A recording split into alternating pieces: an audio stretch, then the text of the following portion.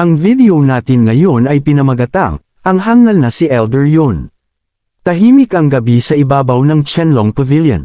Biglang may grupo ng mga nakamaskarang asasin na sumugod mula sa bubong. Sumigaw ang pinuno nila ng atake. Mula sa dilim, isang lalaking nakaputi na may hawak na gintong espada ang mabilis na hamarang. Sinalubong niya ang mga espada ng kalaban at madaling napigilan ang unang bugzo. Tiningnan niya ang mga umaatake at sinabing sila ang mga taga Yuming Valley. Matagal na raw silang hinihintay. Ngayong gabi ay pagbabayaran nila ang paglaban nila sa Qianlong Pavilion. Itinaas niya ang espada at sumigaw na patayin silang lahat. Agad na dumating ang mga gwardya ng Qianlong Pavilion na nakasuot ng berdeng armor. Sabay-sabay silang sumalakay at pinabagsak ang mga asasin. Nagulat ang mga taga Yuming. Isa sa kanila ang sumigaw at tinanong kung sino ang mga hamarang sa kanila. Sa gilid, may isa pang miyembro ng Qianlong Pavilion na may apoy sa kamay. Sinabi niya sa kasamang si Brother Jia na patayin na silang lahat. Doon napagtanto ng pinuno ng mga asasin na naambush sila. Sumigaw siya na may mali at mabilis na umatras na sila. Huli na ang lahat. Sumigaw ang lalaking nakaputi na huwag hayaang makatakas kahit isa at hulihin silang lahat. Makalipas ang ilang sandali, nagkalat na ang mga bangkay ng mga asasin sa sahig. Mula sa itaas ng bubong, pinapanood ni Zuofan ang lahat. Nakangiti niyang tinanong kung ganito ba ang paraan nila ng panghuhuli ng tigre sa gubat. Naisip niya na masyadong mataas ang pride ng Yuming Valley. Ginamit pa nila ang pamilya Lei para wasakin ang pamilya Luo. Hindi pa rin niya maintindihan kung bakit nila ginagawa iyon. Habang nag-iisip siya, biglang may isa pang grupo ng mga asasin na lumitaw at pinalibutan siya. Sumigaw ang pinuno nila at sinabing ibigay ang Huilongzang kung ayaw nilang mamatay ang lahat ng tao sa pamilya Luo. Malamig na tumayo si Zuofan at sinabing huminto silang lahat doon. Tumalon siya pababa at hinarang ang kanilang daan. Sinabi niya na hindi na sila makakalagpas pa at kung hindi ay mamamatay sila. Tinanong siya ni Yang Ning kung taga-pamilya Luo ba siya. Sumagot si Zuofan at kinumpirmang siya si Zuofan, ang butler ng pamilya Luo. Nagulat at natawa si Yang Ning. Sinabi nitong hindi pa man siya hinahanap ay kusang nagpakita na. Agad niyang inutusan ang mga tauhan na patayin si Zuofan at kunin ang ulo nito para sa gantimpala. Sumugod ang isang asasin. Mabilis ang galaw nito. Tiningnan lang siya ni Zuofan at tinanong kung sa ganyang klaseng lakas ba ay akala niyang mapapatay siya. Sa isang iglap, lumabas ang pulang mga kuko ng enerhiya mula sa kamay ni Zuofan. Dinakat ang ulo ng asasin at hinapas sa sahig. Napasigaw sa sakit ang asasin bago bumagsak at namatay. Nanlaki ang mata ni Yang Ning. Sinabi nitong isa siyang demon cultivator. Tinanong niya kung sino talaga si Zuofan dahil walang ganitong tao sa pamilya Luo. Ngumiti si Zuofan at tinawag siyang little brother. Sinabi niyang sinungaling ang matandang kasama nito at tinanong kung hindi pa ba niya naaalala. Doon napagtanto ni Yang Ming kung sino siya.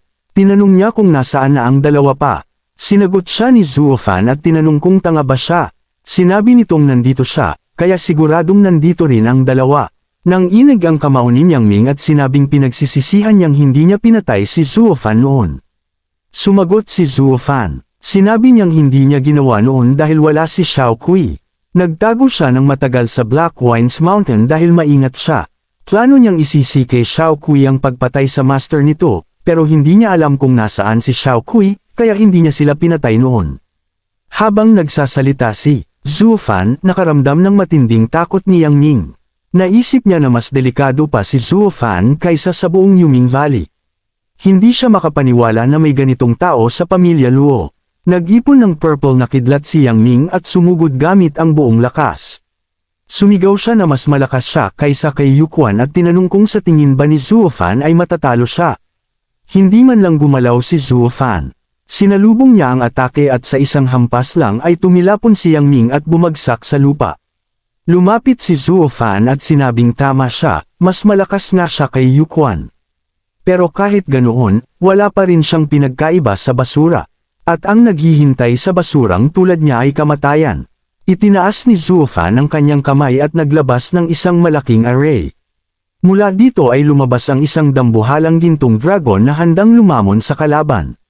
Bago pa tumama ang dragon, may isang malakas na boses ng babae ang sumigaw na huminto siya. Biglang may pulang mga kadena na lumipad mula sa dilim at iginapos ang gintong dragon. Lumingon si Zuo Fan at nakita ang isang babaeng may lilang buhok. Tinanong siya ni Blei Yutong kung hindi ba niya narinig ang sinabi nitong huminto. Sumagot si Zuo Fan at sinabing lahat ng umaatake sa kanya ay kaaway niya, kaya bakit siya makikinig. Biglang may narinig silang mahinang tawa. Mula sa anino ay lumabas ang isang matangkad na lalaki na may mahabang blonde na buhok. Ito si Elder Yun ng Yuming Valley. Inutusan ni Elder Yun si Yuming na umatras. Tumanggi si Yang Ming at sumigaw na gusto niyang personal na patayin si Zuo Fan para ipagiganti ang junior niyang si Yu Quan. Walang sabi-sabing sinampal siya ni Elder Yun. Tumilapon si Yang Ming at napasigaw sa sakit.